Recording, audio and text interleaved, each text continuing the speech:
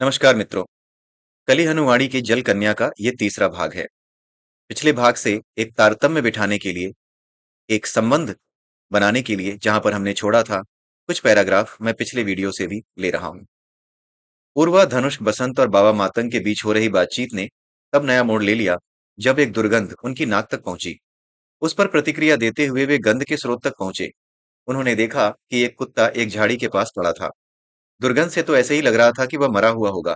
पता चला कि उसके पूरे देह में कीड़े पड़े हुए थे। तुरंत उल्टी करा दे। ऐसी भयानक दुर्गंध के कारण वे मातंग जन कुत्ते के पास बैठकर उसकी जांच तो नहीं कर पा रहे थे, किंतु बाबा की अनुभवी आंखों ने पता लगा लिया था कि उसमें अभी जान शेष थी।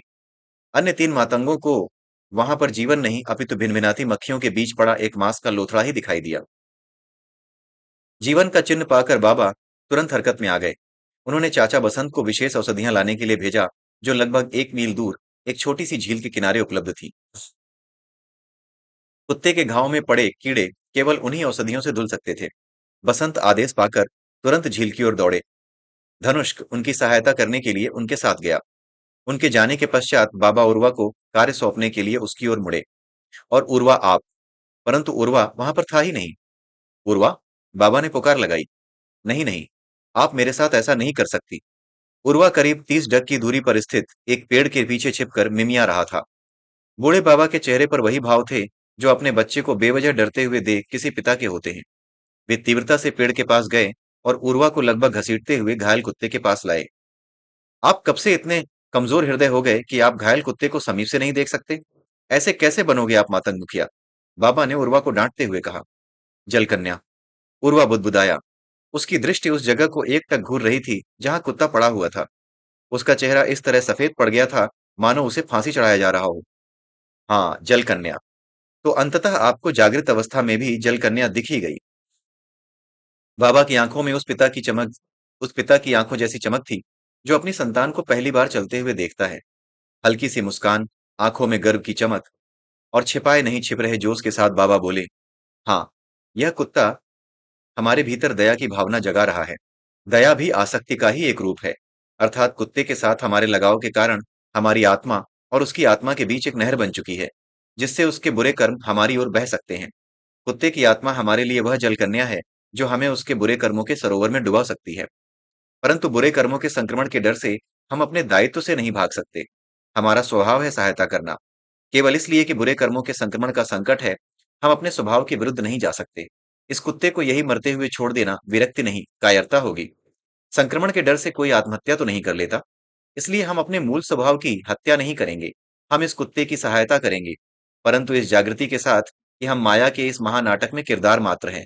हमें इस कुत्ते की सहायता करने वाले दयावान मातंगों के किरदार का अभिनय मात्र करना है। हम अपनी दया की भावना को नहीं मार रहे, न ही हमारी दयाशीलता किसी भी तरह से कम हुई है। ब्रह्म ज्ञान से हमें यह जागृति मिली है कि ये दयावान किरदार हम नहीं हैं, हम तो केवल आत्मा हैं। पूर्वा बाबा के उपदेश नहीं सुन रहा था, न ही उसे सुनने की आवश्यकता थी। जो चीज वह वर्षों से सपने में देख रहा था, वह उसकी आंखों के सामने थी।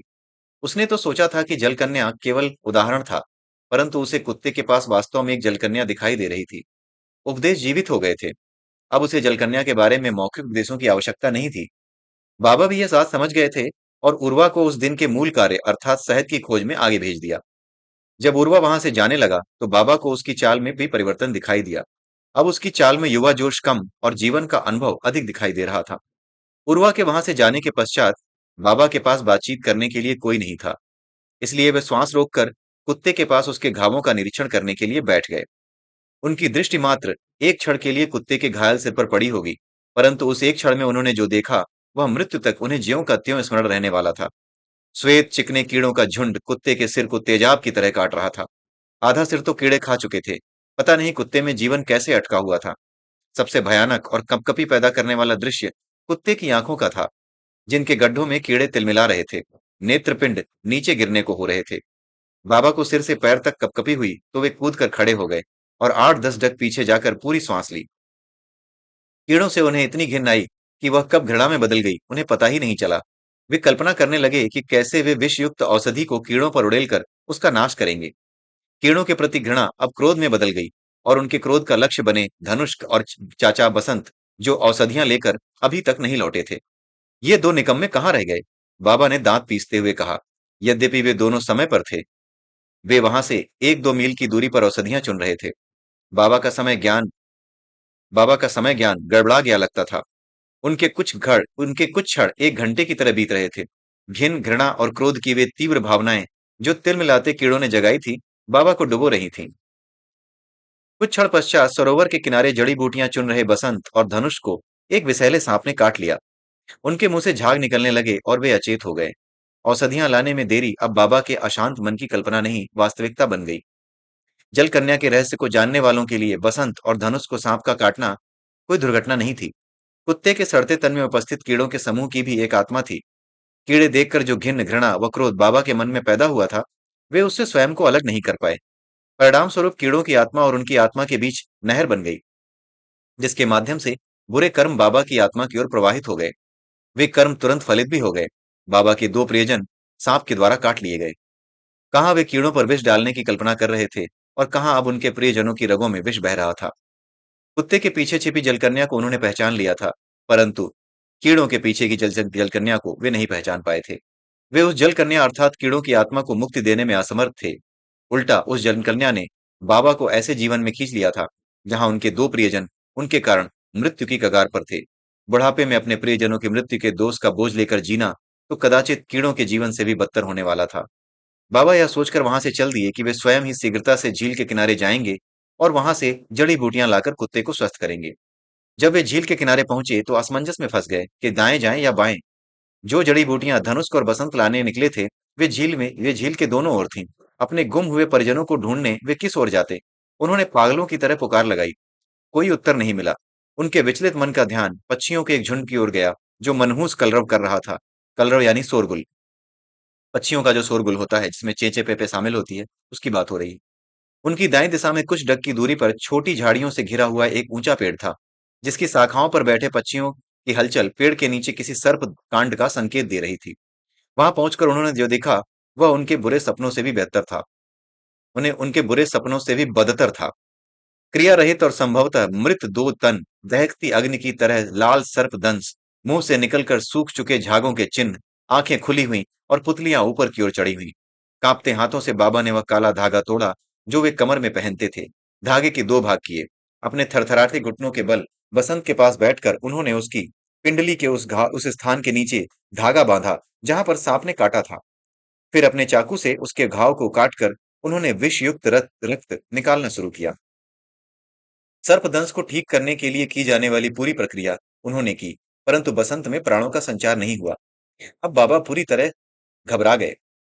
पैरों पर खड़े होने की शक्ति अब उनमें नहीं बची थी। वे सरकते हुए पास में पड़ी धनुष की देह के समीप गए और वही प्रक्रिया दोहराई। जीवन की कोई किरण दिखाई नहीं दी। बाबा को जैसे पागलपन का दौरा पड़ गया। वे एक एक करके धनुष और बसंत की स्थिर स्थिर पड़ी देहों को हिलाकर उनके नाम पुकारने लगे। वे दोनों नींद में थोड़े ही थे, जो अपना नाम सुनकर जाग जाते थे। जब देह में जीवन की आशा होती, तो उनकी आत्माएं वापस लौटकर आती भी। गला फाड़ फाड़ कर चिल्ला रहे बाबा के कंठ ने भी उनका साथ छोड़ दिया। अपने प्रियजनों के प्राण रहित चेहरे देखकर उनकी आंखों में आंसू आ गए और उनकी आंखों के आगे अंधेरा छा गया। अंधेरा भी ऐसा जैसे मृत्यु जीवन के कक्ष की खिड़कियों पर लकड़ी के फट्टे जड़ चुकी हो। जो हो चुका था उसको ठीक करने की कोई आशा तो उन्हें दिखाई नहीं दी, परंतु दुख को कम करने के लिए उनके मन ने उनको उर्वा का नाम सुझाया। दुख की घड़ी में मन सानिध्य खोजता है। उन्होंने उर्वा का नाम चिल्लाना शुरू कर दिया। उन्हें आशा थी कि उर्वा कहीं आसपास ही था। बाबा मातंगों में सबसे अधिक अनुभवी व बुद्धिमान थे। यदि वे कुछ नहीं कर सकते थे, तो युवा उर्वा के वहां होने से क्या अंतर पड़ने वाला था? परंतु मन तो मन है। दुख का कारण मिटाने की आशा समाप्त हो जाए, तो दुख को बांटकर कम करने की आशा खोजने लगता है। किंतु बाहरी तौर पर बाबा उर्वा को ऐसे पुकार लगा रहे थे, जैसे वे किसी पहुंचे हुए वैद्य को बुला रहे हों। वे कदाचित मृत्यु को यह दर्शाना चाहते थे कि उन्होंने अभी हार नहीं मानी थी और वे अभी भी मृत्यु को वहां से भगाने के विकल्प खोज रहे थे। जब उर्वा का कोई उत्तर नहीं मिला, तो बाबा के कमजोर पड़ चुके मन ने ऐसी तस्वीरें बनानी शुरू कर दी, जिनमें उर्वा भी कहीं पास ही सर्पदंश के कारण अचेत पड़ा था। उनके मन के दूसरे भाग ने इन तस्वीरों को जलाने के लिए क्रोध की अग्नि लगा दी। क्रोध में वे उर्वा को कोसने लगे कि वह आवश्यकता के समय कभी भी उपलब्ध नहीं होता। बाबा के इस बेतुके क्रोध का अगला लक्ष्य बना वहां पास के पेड़ पर चीख रहा एक वानर, जिसके हाथ में केला और दूसरे हाथ में सर्पदंश के लिए काम आने वाली जड़ी बूटियों का गुच्छा था। अब बाबा को ध्यान आया कि धनुष और बसंत ने अचेत होने से पहले सहायता की गुहार लगाई होगी। मातंग और वानरों के बीच संबंधों का अनांकित नियम था कि वे आवश्यकता पड़ने पर एक दूसरे की सहायता करते थे। सर्पदंश से ग्रस्त उन दो मातंगों की गुहार भी किसी वानर ने सुनी ही होगी। कदाचित उसी वानर ने सुनी थी जो उस पेड़ पर बैठा था। तभी तो उसके हाथ में विषरोधी जड़ी बूटियां थीं, किंतु उसने वे जड़ी बूटियां उन मातंगों के पास क्यों नहीं फेंकी, जिनको उनकी आवश्यकता थी? और वह वानर आनंद से केला खाने की बजाय अपने वानर समाज के अन्य सदस्यों की से सहयोग क्यों नहीं ले रहा था? मातंग और वानरों के बीच इसी सहयोग का परिणाम था कि कोई मातंग कम से कम बाबा की स्मृति में सर्पदंश से यानी सांप के काटने से मृत्यु को प्राप्त नहीं हुआ था। परंतु आज यह सब कैसे हो गया? बाबा के विचलित मन ने सारा दोष उस वानर पर मढ़ दिया। बाबा का पागलपन चरम सीमा पर पहुंच गया। बाबा ने एक पत्थर वानर की ओर दे मारा। पत्थर को चकमा देकर वानर ने बाबा की अनुकृति करते हुए केले के छिलके बाबा की ओर फेंके। जब वह निर्दयी जंतु पेड़ से उतरकर भागा, तो बाबा ने छड़ी लेकर उसका पीछा करना शुरू किया। कहाँ वे बाबा थे जो इतने ज्ञानी थे कि देवताओं से वार्ता कर सकते थे, और कहाँ ये बाबा थे जो क्रोध में इतने अंधे हो चुके थे कि एक बंदर को पीटने के लिए दौड़ रहे थे। एक घंटे में वे अज्ञानता की गहराइयों में गिर गए थे। तीन जलकन्याएं उन्हें ले डूबी थीं। पहली जलकन्या उन कीड़ों की आत्मा थी जिन्होंने बाबा के मन में घिन पैदा करके उनको आसक्ति के बंधन में बांधा। दूसरी जलकन्या धनुष और बसंत की अचेत देहों के पीछे छुपी थी, जिसने दुख की भावना के माध्यम से बाबा की आसक्ति प्राप्त की। तीसरी जलकन्या उस वानर के पीछे थी जिसको पीटने के लिए बाबा क्रोध से आसक्त होकर दौड़ रहे थे। उन्होंने अपनी बूढ़ी थकी हुई देह को वानर के पीछे तब तक घसीटा जब तक कि उनकी छाती में असहनीय पीड़ा नहीं उठ गई। वे घुटनों पर हाथ रखकर नीचे झुके। उनके फेफड़े वायु के लिए तरस रहे थे। उनके तन के एक-एक पोर से पसीने की फुहारें छूट रही थीं। जिस वानर के पीछे भागते-भागते उनकी यह हालत हुई थी, वह वानर आनंदपूर्वक एक पेड़ की नीची टहनी पर बैठ गया था। उसी पेड़ के नीचे उर्वा शांति से बैठा था। उसका मुख पेड़ के तने की ओर था और उसके होंठ ऐसे हिल रहे थे, जैसे वह किसी से बात कर रहा हो। बाबा वहां खड़े हाँफ रहे थे। वह स्थान उर्वा से कुछ ही डग दूर था, किंतु कई क्षणों तक न तो बाबा को उर्वा दिखाई दिया और न ही उर्वा को बाबा की तेज श्वासें सुनाई दी। अंततः बाबा की श्वासों की गति साधारण हुई और उन्होंने अपना सिर उठाया तो उन्हें सामने उर्वा की पीठ दिखाई दी। उर्वा! बाबा ने चिल्लाने की चेष्टा की, किंतु उनके गले से केवल घरघराहट निकली।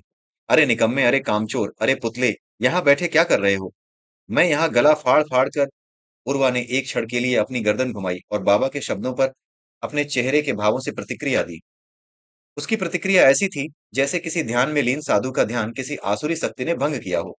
इस क्षणिक प्रतिक्रिया के पश्चात उसने अपना मुख पुनः पेड़ के तने की ओर कर लिया। बाबा का मस्तिष्क पुनः क्रोध से फट गया। उर्वा तो बेचारा किसी दिव्य क्रिया में लीन था, परंतु बाबा के मस्तिष्क ने उसके इस व्यवहार को अवज्ञा मान लिया था। उनके क्रोध का असली कारण बनी थी उर्वा की वह काल्पनिक बुरी छवि जो उनके मस्तिष्क ने बनाई थी, परंतु उनके क्रोध का लक्ष्य बना वास्तविक उर्वा। उर्वा को पाठ पढ़ाने के विचार से वे बड़ी फुर्ती से आगे की ओर बढ़े, परंतु उनकी छाती में भयानक पीड़ा हुई। वो ऐसी हुई जैसे किसी ने छुरे घोंपे हों, और वे अपंग से हो गए। अपने दोनों हाथों से छाती का बायां भाग पकड़ते हुए उन्होंने पीड़ा भरी चीख निकाली जो उनके गले में ही फंस गई। वे पहले थोड़ा झुके, तत्पश्चात उनके घुटने भूमि पर टिक गए और तत्पश्चात वे सपाट धरती पर गिर पड़े। पीड़ा चली गई, परंतु उनकी चेतना को साथ लेकर। पूर्वा ने अपनी गर्दन घुमाकर एक बार पुनः पीछे देखा। बाबा भूमि पर गिरे हुए थे, किंतु वह अपनी जगह पर बैठा था। उसने बाबा की अवस्था को देखकर कोई भी प्रतिक्रिया नहीं दी। उसे लग रहा था कि जो कुछ भी उसके पीछे हो रहा था, वह मात्र एक भ्रम था। उसके लिए केवल एक ही आकृति वास्तविक थी और वह उसके ठीक सामने उपस्थित थी। वह आकृति थी चिरंजीवी हनुमान जी की देह, जो कि पेड़ के तने के साथ लगकर विश्राम अवस्था में खड़े थे। और तत्पश्चात वे बंदर का पीछा करते हुए वहां पहुंच गए। उन्होंने आपको देखा, मुझे नहीं। उन्होंने सोचा कि आप पेड़ से बात कर रहे हो। हनुमान जी बाबा मातंग के विचित्र व्यवहार के पीछे की कहानी उर्वा को सुनाते हुए बोले। ये बात हनुमान जी और उर्वा के बीच हो रही थी, जहां पर हनुमान जी उससे ये कह रहे थे कि बंदर का पीछा करते हुए ही बाबा मातंग यहाँ तक पहुंच गए हैं। वो तुम्हें देख पा रहे हैं, किंतु मुझे नहीं देख पा रहे। तब उर्वा पूछता है, परंतु क्यों देव, वे आपको क्यों नहीं देख पा रहे? तब हनुमान जी कहते हैं, इस धरती की करोड़ों अन्य आत्माएं मुझे क्यों नहीं देख पा रही हैं? बस वही कारण है कि बाबा भी मुझे नहीं देख पा रहे हैं। बुरे कर्म। मेरे और उनके बीच बुरे कर्मों का एक गहरा गड्ढा बन गया है। बाबा पिछले एक घंटे में अज्ञान और भ्रम की कई परतों के नीचे दब गए हैं। यदि मैं उदाहरण अथवा रूपक का प्रयोग करके कहूं, बाबा जल कन्याओं के जाल में फंस गए हैं। हनुमान जी ने उत्तर दिया। उर्वा ने कहा, हे देव, यदि बाबा के बुरे कर्मों के नीचे दबने का कारण वह घिन है जो उन्हें कुत्ते के सिर में पड़े कीड़ों को देखकर आई, अथवा वह भय है जो उनको अपने प्रियजनों के संकट में होने के कारण हुआ, अथवा वह क्रोध है जो उन्हें विश्वासघाती वानर पर आया, तो मुझे भी बुरे कर्मों के गहरे गड्ढे में होना चाहिए। मुझे भी आप दिखाई नहीं देने चाहिए, क्योंकि मैं भी अतीत में कई बार घिन, भय तथा क्रोध जैसी भावनाओं से ग्रस्त हुआ हूँ। हनुमान जी बोले, हाँ, आप और कई अन्य मातंग जन भी अतीत में कई बार बुरे कर्मों के गहरे गड्ढे में गिरे हैं। कई बार उन्हें जलकन्याओं ने फंसाया है, परंतु आप और आपके समाज के जन तुरंत ही जलकन्याओं के चंगुल से छुड़ा भी लिए गए। कैसे देव, हमें किसने चुराया? आप तो पिछले 41 वर्ष हमसे दूर रहे हैं, तो बार बार जलकन्याओं के चंगुल में फंस रहे मातंगों को किसने छुड़ाया? पूर्वा ने पूछा। बाबा ने उनको बचाया। हनुमान जी ने सहजता से उत्तर दिया, हाँ, बाबा ही जलकन्याओं से मातंग समाज की रक्षा कर रहे थे, और मेरे यहाँ से जाने के बाद अगले 41 वर्ष तक मातंग मुखिया के रूप में यह आपका दायित्व होगा कि आप अपने समाज के जनों को जलकन्याओं के जाल से बचाओ और छुड़ाओ। हे देव, मैं इतने बड़े उत्तरदायित्व के लिए तैयार नहीं हूँ। यदि मैं स्वयं फंस गया तो मुझे कौन बचाएगा? पूर्वा ने पूछा। आप नहीं फंसोगे। आप भूल से भी नहीं फंस सकते। उन बुरे सपनों का अनुभव जो बचपन से आपकी नींद नष्ट कर रहा है, और मेरा ज्ञान जो मैं आपको प्रदान करने जा रहा हूँ, दोनों मिलकर जल कन्या को तुरंत पहचानने में आपकी सहायता करेंगे। हनुमान जी बोले, परंतु बाबा तो आज स्वयं फंस गए देव। पूर्वा बोला और गर्दन घुमाकर पीछे भूमि पर पड़े बाबा के अचेत तन पर एक दृष्टि डाली। जल कन्या के विरुद्ध लड़ाई में पिछले 41 वर्ष में बाबा के डग बिल्कुल भी नहीं लड़खड़ाए। जल कन्या के विरुद्ध उनका सुरक्षा कवच तब से छीड़ हुआ है जब से उन्हें पता लगा है कि मातंगों की रखवाली के लिए मैं यहाँ आ गया हूँ। और यह समझ में भी आता है, 41 वर्ष की थकान, व्यक्ति चैन चाहता है। जो भी है, आपके लिए यह सुनहरा अवसर है, यह सीखने के लिए कि जल कन्याओं के चंगुल से किसी को कैसे छुड़ाते हैं। बताओ, यदि मैं यहाँ पर उपस्थित नहीं होता तो आप बाबा को ठीक करने के लिए क्या करते? हनुमान जी ने पूछा। पूर्वा ने उत्तर दिया, बाबा के विचित्र व्यवहार और बसंत और धनुष की दुर्घटना के समाचार से मेरे मन में भय पैदा होता। भय अर्थात आसक्ति, आसक्ति अर्थात जल कन्या। मुझे बाबा में जल कन्या दिखाई देती, और मैं इस बोध से कर्म करता कि मैं इस माया के महानाटक में किरदार मात्र हूँ। इस आत्म जागृति के साथ मैं बाबा को उस स्थान पर ले जाता जहां पर हनुमान जी उसे बीच में टोकते हुए बोले, चिरंजीवी हनुमान जी उसे बीच में टोकते हुए बोले, इस तरह आप अपनी आत्मा को तो संक्रमण से बचा लेते, परंतु बाबा की आत्मा का क्या, जो पहले से ही संक्रमित है? उसको आप पूर्ववत कैसे करते? यदि आप उनके साथ उस स्थान पर जाते, जहां पर सर्पदंश से पीड़ित वे 2 कुटुम्बजन पड़े हैं, और उनको ठीक कर ही देते, तो भी उस दुर्घटना की स्मृति ज्यों की त्यों बनी रहती। जल कन्या का प्रभाव स्मृति के रूप में जीवित रहता, और आप अच्छी तरह से जानते हैं कि मस्तिष्क में उपस्थित स्मृति भविष्य के निर्णय को प्रभावित करती है। अर्थात पिछले 1 घंटे की स्मृतियां मातंगों के आने वाले कई वर्षों को प्रभावित कर सकती हैं। बाबा और आपके पूरे समाज को जल कन्या के प्रभाव से मुक्त करने के लिए आपको यह सब कुछ इस तरह पूर्ववत करना है कि उनकी स्मृति तक न बचे। परंतु कैसे देव? उर्वा ने पूछा। हनुमान जी का उत्तर एक चमत्कार के रूप में आया। कम से कम उर्वा के लिए तो यह चमत्कार ही था। उसके पीछे बाबा उबासी लेते हुए कुछ ऐसे उठ खड़े हुए जैसे वे अभी अभी एक अच्छी सी झपकी लेकर उठे हों। बाबा ने धनुष का नाम पुकारा। आश्चर्य की बात यह थी कि धनुष से वह पूछ रहे थे कि उसने शहद इकट्ठा करने का काम पूरा कर लिया या नहीं। धनुष पास में ही एक पेड़ के ऊपर चढ़ करके शहद इकट्ठा कर रहा था, और उसी पेड़ के नीचे खड़ा था बसंत। धनुष ने उत्तर दिया कि शहद प्राप्ति का कार्य लगभग पूरा हो चुका था।